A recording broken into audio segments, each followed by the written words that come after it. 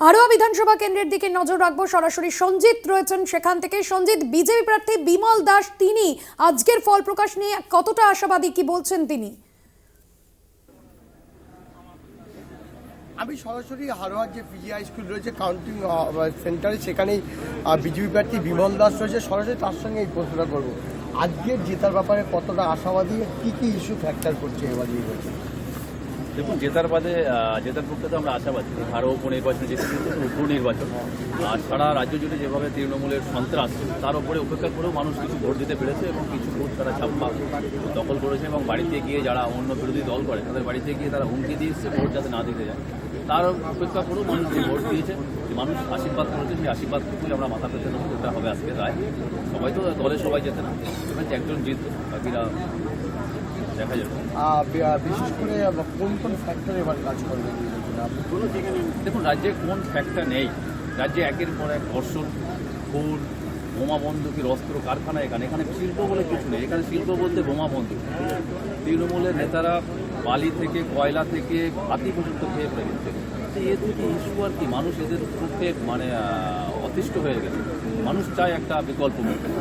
2024-এ তো আমরা তৃতীয় হয়েছিলেন, 21-এও তৃতীয় হয়েছিলেন। এবার কি মার্জিন বাড়বে, কি মনে করছে? দেখুন, মার্জিন তো বাড়ারই কথা। মানুষ যেভাবে ভোট দিতে পেরেছে এবং মানুষ তৃণমূলকে উপেক্ষা করে যে ভোট দিয়েছে, আশা করছে এবার মার্জিন অনেকটাই বাড়বে। আর বিশেষ করে ভোটের দিন দেখা গেছে আপনি একেবারে একা ঘুরে বেরিয়েছেন, কিছু কিছু জায়গায় এজেন্ট দিতে পারেননি। এইটা কি কোনো সাংগঠনিক ব্যর্থতা? আপনি কি দেখুন, সাংগঠনিক ব্যর্থতা নয়, এটা তৃণমূলের হুমকি, তৃণমূলের সন্ত্রাস। আজকে যখন আমার ছেলেরা এখানে আসছে, তাদেরকে কালকে রাত্রি হুমকি দেওয়া হয়েছে। তারা এখন বিভিন্ন রকম অজুহাত করছে, কারণ তাদেরকে হুমকি দিলে তো একটা মানুষ, তারা তো পরিবার আছে না, তারা সবারই পরিবার আছে। পরিবারের উপরে যদি কেউ অ্যাটাক করে তাহলে সে কী করতে পারে? আজকে কি সব হলে কাউন্টিং দিতে পেরেছে? হ্যাঁ, হুমকি উপেক্ষা করে আমাদের কাউন্টিংয়ে সবাই চলে এসছে। দু একজন একটু অসুস্থ আছে, বাকিরাও আসছে। দু একজন যারা অসুস্থ তারাও আসছে, ঢুকে যাবে। শাসক দল বলছে উন্নয়নের পক্ষে ভোট হয়েছে, আরজিকর কাণ্ড বা দুর্নীতি এটা কোনো ফ্যাক্টর থাকবে না। দুবারই উন্নয়ন হয়েছে, সেই উন্নয়নের পক্ষে মানুষ বলছে। কী বলবেন? দেখুন, উন্নয়ন তো আমি দেখেছি, প্রতিটা গ্রামে, প্রতিটা বুথে আমি ঢুকেছি। রাস্তাঘাট নেই, পেপারের বাড়ি, জল পড়ছে। কাঁদছে ভেবেও করে যে আমরা এই পেপারের ঘর, মাটির ঘরে বাস করছি, আমাদের একটা ঘর নেই। কেন্দ্র সরকার প্রত্যেককে ঘর দিচ্ছে, তাহলে সেই ঘরটা কেন সাধারণ মানুষের কাছে পৌঁছচ্ছে না? মানে কোমর সমান জল পার করে তাদের বাড়িতে যেতে হচ্ছে। এটাই রাজ্যের উন্নয়ন। এই উন্নয়নকে উপেক্ষা করে মানুষ ভোট দিচ্ছে। হ্যাঁ, তিনি বললেন যে জেতার ব্যাপারে আশাবাদী এবং কাউন্টিং যে হল সেখানে সমস্ত জায়গায় এজেন্ট দিতে পেরেছেন। কিন্তু প্রশ্ন হচ্ছে যে বিগত দিনের রাজনৈতিক সমীকরণ 2021 সালে এই কেন্দ্রের যখন শেখ হাজিনুর ইসলাম এখান থেকে প্রায় 1,10,000 ভোটে জিতেছিলেন এবং 2024 সালে যে সাংসদ তিনি প্রায় 78,000 ভোটে কিন্তু লিড নিয়েছিলেন। দ্বিতীয় স্থানে ছিল আইএসএফ প্রার্থী এবং তৃতীয় স্থানে ছিল বিজেপি প্রার্থীর যে রাজনীতি, বিশেষ করে ভোটের সংখ্যাত্মক বিচার।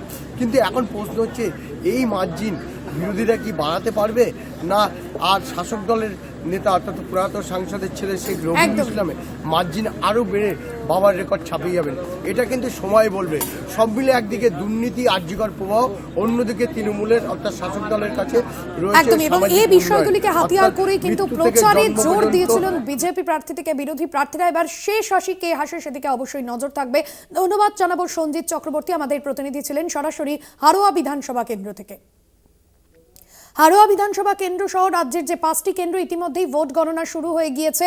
অন্যদিকে 2021-এর যে বিধানসভা নির্বাচন, সেখানে কিন্তু তৃণমূল কংগ্রেস এই সবকটি কেন্দ্রতে জয়লাভ করলেও শুধুমাত্র যে মাদারিহাট বিধানসভা কেন্দ্র সেখানে কিন্তু তৃণমূল কংগ্রেস জয়লাভ করেনি। এবং এবারে কি 6-0 হবে তৃণমূলের? কারণ উপনির্বাচন কিন্তু শাসক দলের দিকেই পাল্লা ভারী থাকে। তবে রাজ্যের সাম্প্রতিক যে আবহ, যে আরজিকর আবহ সহ একাধিক দুর্নীতি নিয়ে বারবার শাসক দলকে নিশানা করেছে বিরোধী শিবির এবং প্রচারেও কিন্তু এই বিষয়গুলো, ইস্যুগুলোকে সামনে রেখে প্রচারে গুরুত্বপূর্ণ ফ্যাক্টর হয়ে উঠেছে এই সমস্ত ইস্যু। এবং সে জায়গায় শেষ হাসি কে হাসবে এবং তৃণমূল কংগ্রেস কি 6-0 করতে পারবে উপনির্বাচনের ফলাফলে, তা অবশ্যই সময়ের অপেক্ষা। 2021-এর যে বিধানসভা নির্বাচন, সেই নির্বাচনে কিন্তু আমরা দেখেছিলাম যে নৈহাটি বিধানসভা কেন্দ্র, সেখান থেকেও কিন্তু জয়লাভ করেছিল তৃণমূল কংগ্রেস। এবং 2021-এর যে বিধানসভা নির্বাচন এবং 2011 রাজ্যে পালা বদলের পর 2011 থেকে 2021 তৃণমূলের পার্থ ভৌমিক যে রাজ্যের প্রাক্তন বাম আমলের মন্ত্রী রঞ্জিত কুণ্ডুকে হারিয়ে যে কেন্দ্র থেকে জয়লাভ করেছিলেন, অন্যদিকে আপনাদের জানিয়ে রাখবো বাকি যে কেন্দ্রগুলি সেখানেও কিন্তু জয়লাভ করেছে তৃণমূল কংগ্রেস। শুধুমাত্র মাদারিহাট বিধানসভা কেন্দ্র, যেখানে 2021-এর বিধানসভা নির্বাচনেও আমরা দেখেছিলাম সেখানে বিজেপি প্রার্থী মনোজ টিগ্গা জয়লাভ করেছিলেন এবং মনোজ টিগ্গার জনপ্রিয়তা যেরকম রয়েছে সেখানে, অন্যদিকে জন বার্লা, যিনি গত কয়েকদিন ধরেই সম্প্রতি আমরা দেখেছিলাম বেসুরো ছিলেন, বিজেপির প্রাক্তন সাংসদ জন বার্লা, এবং পরবর্তীতে বিভিন্ন তৃণমূল নেতৃত্ব তার সঙ্গে দেখা করেছিলেন।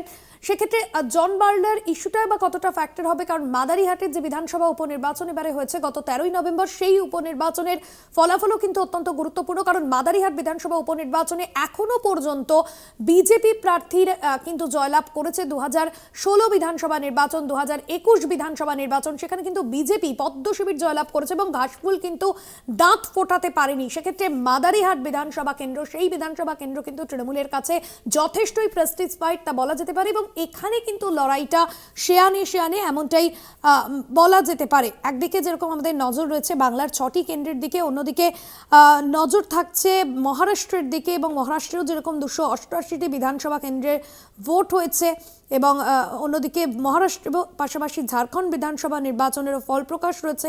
কড়া নিরাপত্তায় মুড়ে ফেলা হয়েছে গণনা কেন্দ্রগুলি, এবং বুথ ফেরত সমীক্ষা যা বলছে মহারাষ্ট্র এবং ঝাড়খণ্ড বিধানসভা, সেখানে কিন্তু বিজেপির পাশাপাশি এনডিএ জোট তাদেরও কিন্তু ভালো ফল হওয়ার সম্ভাবনা রয়েছে। ঝাড়খণ্ডেও মোট 81টি বিধানসভা আসন রয়েছে, যেখানে 42টি আসনে জয়লাভ করতে হবে। 2019-এর যে বিধানসভা নির্বাচন সেখানেও হেমন্ত সোরেনের ঝাড়খণ্ড মুক্তি মোর্চা ও কংগ্রেসের জোটই জয়ী হয়েছিল, তবে এবারে নির্বাচনে আমরা দেখেছি কয়েক মাস আগেই হেমন্ত সোরেন তিনি গ্রেফতার হয়েছিলেন, পরে জামিন পেয়ে আবারও মুখ্যমন্ত্রীর পদে আসীন হন তিনি। তবে এবারের যে নির্বাচন, সেই নির্বাচনে এই বিষয়গুলি কতটা ফ্যাক্টর হবে সেদিকে কিন্তু অবশ্যই নজর থাকছে। অন্যদিকে আমরা দেখেছি যে হারোয়া যে বিধানসভা কেন্দ্র, যেখানে 2011 সালে রাজ্যে রাজনৈতিক পালাবদলের পর উত্তর 24 পরগনার হারোয়া, বসিরহাট এবং হাসনাবাদের মতন যে এলাকা, সেখানে ঘাসফুলি কিন্তু বিস্তার ঘটেছে, এবং একটা সময় কিন্তু এখানে লাল দুর্গ ছিল।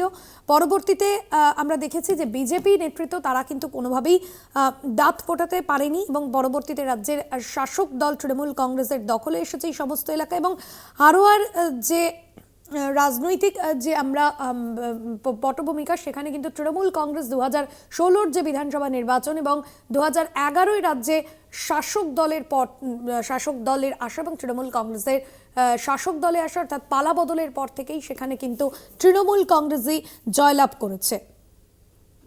2024-এর যে লোকসভা নির্বাচন, সেখানে তৃণমূলের তরফে প্রার্থী হয়েছিলেন হাজি নুরুল ইসলাম, এবং বিধায়ক শূন্য হয়ে পড়ে হারোয়া কেন্দ্রটি। তিনি সাংসদ হওয়ায় ফলে লোকসভা ভোটের ফল প্রকাশের কয়েকদিন পরেই তিনি গুরুতর অসুস্থ হয়ে মৃত্যু হয় তার। সেক্ষেত্রে তার জনপ্রিয়তা কতটা ফ্যাক্টর হতে পারে এই নির্বাচনের ক্ষেত্রে, সেদিকেও কিন্তু নজর থাকছে। আর যে কর আবহে গত কয়েক মাস ধরে রাজ্যে কিছুটা হলেও চাপে রয়েছে শাসক দল তৃণমূল। এই আবহে রাজ্যের 6টি বিধানসভা আসনে উপনির্বাচন অনুষ্ঠিত হয় গত 13ই নভেম্বর। এর আগেই আসনগুলির মধ্যে 5টিতে তৃণমূল জয়ী হয়েছিল এবং একটি আসন ছিল বিজেপির ঝুলিতে, এবং সে জায়গায় প্রেস্টিজ ফাইটে তৃণমূল কি ফল করে সেদিকে নজর রয়েছে প্রত্যেকের। নৈহাটি থেকে রয়েছেন আমাদের প্রতিনিধি শুভজিৎ। নৈহাটিতে ইতিমধ্যেই যে গণনা শুরু হয়ে গিয়েছে, এখনো পর্যন্ত কি ট্রেন্ড উঠে আসছে, কে এগিয়ে রয়েছে এখনো পর্যন্ত, ট্রেন্ড কি বলছে? দেখো ভাস্বতী, সকাল থেকে যে ট্রেন্ড ছিল, তৃণমূল কংগ্রেস কর্মীদের মধ্যে একটি উচ্ছ্বাস ছিল। তারা জানে তারা 100% আশাবাদী। সেই দিকে তাকিয়ে প্রথম রাউন্ডে শেষে 4722 ভোটে এগিয়ে রয়েছে তৃণমূল কংগ্রেস প্রার্থী সনদ দে। এই মুহূর্তে তোমাকে যে আপডেট বলছি, প্রথম রাউন্ড গণনা শেষ হয়েছে। প্রথম রাউন্ড গণনা শেষে 4722 ভোটে এগিয়ে রয়েছে তৃণমূল কংগ্রেস প্রার্থী সনদ দে। ইতিমধ্যেই বাইরে কিন্তু উচ্ছ্বাসের একটি ছবি দেখা গেছে কিছুক্ষণ আগেই। তোমাকে যেটা বলতে পারি যে বিজেপি প্রার্থী প্রথম থেকেই বলছিল, অর্থাৎ যেদিনকে নির্বাচন, অর্থাৎ 13ই নভেম্বর নির্বাচনের দিন থেকে তিনি দফায় দফায় কমপ্লেন করেছিলেন, নির্বাচন কমিশনের কাছে অভিযোগ দায়ের করেছিলেন যে বিভিন্ন জায়গায় নাকি বুথ জ্যাম চলছে, ভোট লুট করা হচ্ছে, সেই দিকে তোয়াক্কা না করে সনদে একটাই কথা বলেছিলেন, মানুষ কিন্তু স্বতঃস্ফূর্তভাবে ভোট দিয়েছেন। 68% মানুষ ভোট দিয়েছেন নৈহাটি বিধানসভার উপনির্বাচনে। 2011 সাল থেকে ধরে আসার যে ট্রেন্ড, অর্থাৎ তৃণমূল কংগ্রেসের হাতে যে থাকে যে আসন, সেই আসন কিন্তু 2024 এই লোকসভা নির্বাচনে সেই বিধানসভা থেকেই উঠে, অর্থাৎ লোকসভায় প্রার্থী হয়েছিলেন পার্থ ভৌমিক, তার জায়গায় সনদ দেয়। অর্থাৎ সকাল থেকে যে ট্রেন্ড রয়েছে তৃণমূল কংগ্রেস এগিয়ে রয়েছে 4722 ভোটে, এখনো পর্যন্ত এগিয়ে রয়েছে। পুলিশের তরফ থেকে গোটা এলাকার চত্বর মুড়ে ফেলা হয়েছে। নির্বাচন কমিশনের যে এখানকার রয়েছেন নির্বাচন কমিশনার, তিনি যারা আধিকারিক রয়েছেন তারা ইতিমধ্যে গোটা চত্বর এলাকা ঘুরে দেখছেন। তবে তৃণমূল কংগ্রেস প্রার্থীদের আরো আশাবাদী, প্রায় 40 থেকে 50,000 ভোটে তারা জয়ী হবেন এবং জয়ের ধারাকে এইভাবেই আগামী দিনে মানুষের উন্নয়নের কাছে বইয়ে নিয়ে যাবেন। ভাস্বতীদি। একদমই। এবং নৈহাটি যে বিধানসভা, সেখানে কিন্তু 2011 রাজ্যে পালাবদলের পর থেকে তৃণমূল কংগ্রেসই জয়লাভ করেছে এবং সেই সময়কার বাম আমলের যিনি মন্ত্রী ছিলেন রঞ্জিত কুণ্ডুকে পরাজিত করে পার্থ ভৌমিক তিনি অপরাজিত 2021 পর্যন্ত। এবং সে জায়গায় দাঁড়িয়ে এবারের যে নির্বাচন, সেখানে উপনির্বাচন, সেখানে কি কি ফ্যাক্টর হতে চলেছে তৃণমূলের কাছে?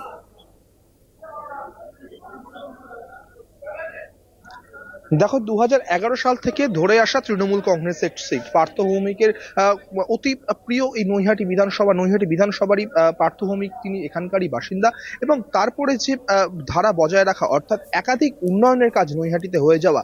আমি এই মুহূর্তে যে স্টেডিয়ামে দাঁড়িয়ে রয়েছি, নৈহাটি বিধানসভা কেন্দ্রের নৈহাটি বঙ্কিমাঞ্জলি স্টেডিয়াম, এই বিধানসভায় কিন্তু যখন পার্থ ভৌমিক বিধায়ক হন 2016 সালে, যখন আবার বিধায়ক হন, তারপরেই কিন্তু এই নৈহাটি স্টেডিয়ামের কাজ শুরু হয়। একাধিক উন্নয়নমূলক কাজ করা হয়েছে এই নৈহাটি বিধানসভা জুড়ে, একাধিক হসপিটাল উন্নত করা হয়েছে, প্রচুর এখানে ছাত্রছাত্রীদের জন্য পড়াশোনার জন্য বিশেষ স্টুডেন্ট হাব করা হয়েছে বলেও কিন্তু এই নৈহাটি বিধানসভা পরিচিত। এবং সেই কারণে সেই ধারাকে বজায় রাখতে এবং পার্থ ভৌমিকের কাজকে আরো এগিয়ে নিয়ে যাওয়ার, মমতা ব্যানার্জির হাত আরো শক্ত করতে কিন্তু তৃণমূল কংগ্রেস প্রার্থী সনদে কিন্তু এই দিকটা আরো এগিয়ে নিয়ে যাচ্ছেন। তোমাকে একটা কথা বলে রাখি, 2011 সাল থেকে জিতে আসা পার্থ ভৌমিকের এই সিট আস্তে আস্তে কিন্তু মার্জিন বাড়ছে। অর্থাৎ 2016 সালেও আমরা যে ট্রেন্ড দেখেছি, প্রায় কিন্তু 17,000 থেকে 21,000 ভোটে জয়ী হয়েছিলেন পার্থ ভৌমিক এই বিধানসভা নির্বাচনে।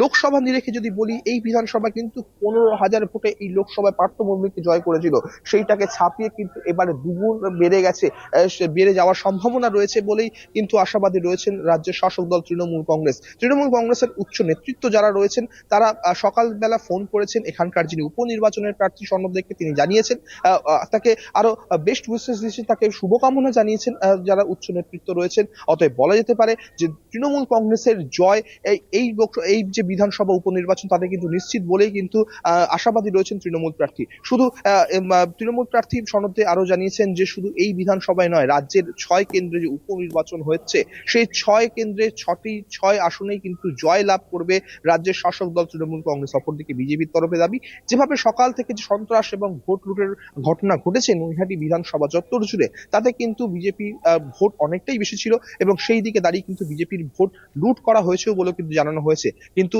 আমাদের চিত্র, অর্থাৎ আমাদের কলকাতা টিভির ক্যামেরায় যে ছবি ধরা পড়েছিল, সকাল থেকে কিন্তু কোনো বুথ জ্যামের অভিযোগ ছিল না, সকাল থেকে কিন্তু কোনো মানুষ বলেননি যে আমরা ভোট দিতে পারছি না। সেই দিকে তাকিয়ে বলা যেতে পারে শান্ত নির্বিঘ্নে কিন্তু সুষ্ঠুভাবে এই নৈহাটি বিধানসভা উপনির্বাচনের ভোট হয়েছে। তবে আর কিছু সময় অপেক্ষা, সবেমাত্র গণনা শুরু হয়েছে। আবারও বলে রাখি, 4722 ভোটে এই মুহূর্তে প্রথম রাউন্ডের শেষে এগিয়ে রয়েছেন সনদে। যত সময় যাবে, কত ব্যবধান বাড়ে, কত ব্যবধান কমে, আমাদেরও চোখ থাকবে সেদিকে। ভাস্বতীদি। একদমই। সঙ্গে থাকো শুভজিৎ তুমি। অন্যদিকে আমাদের নিয়ে যাই নৈহাটির ছবি, যেরকম আপনাদের সামনে তুলে ধরলাম গণনার শুরুতেই কিন্তু এগিয়ে তৃণমূল। মেদিনীপুরের ছবি আপনাদের সামনে তুলে ধরবো, মেদিনীপুর বিধানসভা কেন্দ্রের ছবিও আপনাদের সামনে তুলে ধরবো। মেদিনীপুরে সেখানে কিন্তু তৃণমূলের তরফে 2021 যে বিধানসভা নির্বাচন, সেখানে কিন্তু জয়লাভ করেছিল তৃণমূল কংগ্রেস প্রার্থী জুন মালিয়া এবং লোকসভা নির্বাচনেও কিন্তু জুন মালিয়া তিনি মেদিনীপুর যে লোকসভা কেন্দ্র, সেখান থেকে জয়লাভ করেছিলেন। সঞ্জীব রয়েছে আমাদের সঙ্গে সরাসরি। সঞ্জীব, ঠিক কি ট্রেন্ড লক্ষ্য করা যাচ্ছে গণনা শুরু হওয়ার পর থেকে এখনো পর্যন্ত, কি ছবি সামগ্রিক উঠে আসছে? ভাস্বতী যেটা দেখা যাচ্ছে যে এখানে এই মুহূর্তে পুলিশের 3টা বেষ্টনীতে নিরাপত্তা দেওয়া হচ্ছে এবং এতটাই কড়াকড়ি যে আমাদেরকেও পর্যন্ত ভেতর পর্যন্ত ঢুকতে দেওয়া হচ্ছে না। মোট 19 রাউন্ডের গণনা হবে, তার মধ্যে 18টা টেবিল দেওয়া আছে এই মুহূর্তে। তবে তুমি একটা কথা বললে যে আগে জুনমালিয়া জিতেছিল, এই মুহূর্তে কিন্তু দেখা যাচ্ছে যে তৃণমূলেরই জিতার চান্স অনেক বেশি এগিয়ে আছে। ভাস্বতী, সেক্ষেত্রে এখনো পর্যন্ত আমরা দেখেছি 2024 যে লোকসভা নির্বাচন, সেই লোকসভা নির্বাচনে জুন মালিয়া তার লিড বেশি ছিল বিজেপি প্রার্থী অগ্নিমিত্রা পালের থেকে, এবং জুন মালিয়া সাংসদ হওয়ায় সেখানে উপনির্বাচন করাতে হয়। কোন কোন বিষয়গুলি বিরোধী দলের কাছে ফ্যাক্টর হতে চলেছে মেদিনীপুর? হ্যাঁ ভাস্বতী, যেটা দেখা যাচ্ছে যে জুনমালিয়া এখানে গত বিধানসভাতে এখানে যেটা দেখাচ্ছিল জুনমালিয়া জিতেছিল, কিন্তু লোকসভাতে এখানে বিজেপি খুব বেশি ভোট গ্রামে পেয়েছিল, কিন্তু শহরের মধ্যে অল্প কিছু ভোটে ব্যবধানে বিজেপি এগিয়েছিল, তৃণমূল এগিয়েছিল, কিন্তু সেইটা ক্রমশ তৃণমূল যাতে বেশি করে জিততে পারে সেই ট্রেন্ডটাই এই মুহূর্তে দেখা যাচ্ছে। ভাস্বতী, এখনো পর্যন্ত যারা প্রার্থীরা রয়েছেন, বিরোধী প্রার্থীরা যারা রয়েছেন, কতটা ভোট কাটাকাটির অঙ্কে সুবিধা হতে পারে বিজেপির নেতৃত্বে? বিজেপি কতটা ভোট করবে সেটা সময়ই বলবে, কিন্তু এই মুহূর্তে ওদের মধ্যে উৎসাহ দেখা দিয়েছে, কিন্তু তাও বোঝা যাচ্ছে যতটা যে এই মুহূর্তে তৃণমূলকেই আগিয়ে রাখা যেতে পারে। ধন্যবাদ জানাবো। সঞ্জীব দাস আমাদের প্রতিনিধি ছিলেন সরাসরি আমাদের সঙ্গে।